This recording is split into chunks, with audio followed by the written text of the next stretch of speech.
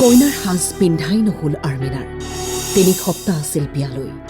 ঘৰত চলি আছিল বিয়াৰ যা যোগাৰ কিন্তু গুচি গ'ল আৰ্মিনা অজান দেশলৈ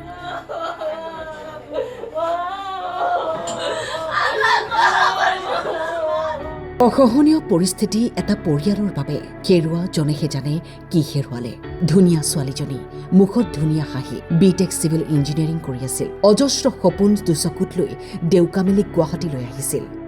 15 মেত পৰিয়ালে বিয়াৰ দিন ঠিক কৰিছিল চলি আছিল বিবাহৰ যোগাৰ নিকাহৰ পূৰ্বেই জানাজাহে সম্পন্ন হ'ল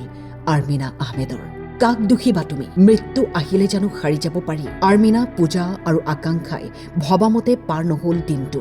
বৰঞ্চ সাবতি ললে অকাল মৃত্যুক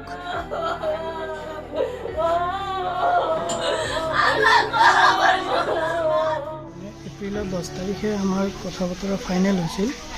আৰু মে'ৰ 15 তাৰিখে বিয়া হোৱাৰ কথা আছিল তো কালি মই 11:30 মানত খবৰ পাইছোঁ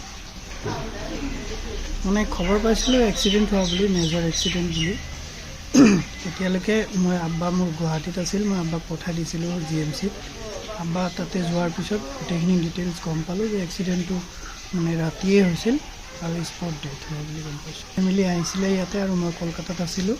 কলকাতাৰ পৰা ৰাতি 12টা মানত আহি পাইছোঁ মই IT চেক্টৰত জব কৰি আছোঁ কলকাতাত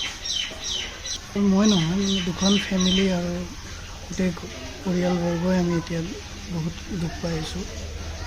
তো আমি প্ৰশাসনৰ ওচৰত এইটোৱেই বিচাৰোঁ যে প্ৰশাসনে গোটেই বস্তুখিনি ভালকৈ চালি জাৰি চাওক দোষীক শাস্তি দিয়ক সেইটোৱে বিচাৰোঁ 3খন ঘৰত নিজ নিজ কন্যাক হেৰুৱাই শোকত ভাগি পৰিছে পৰিয়াল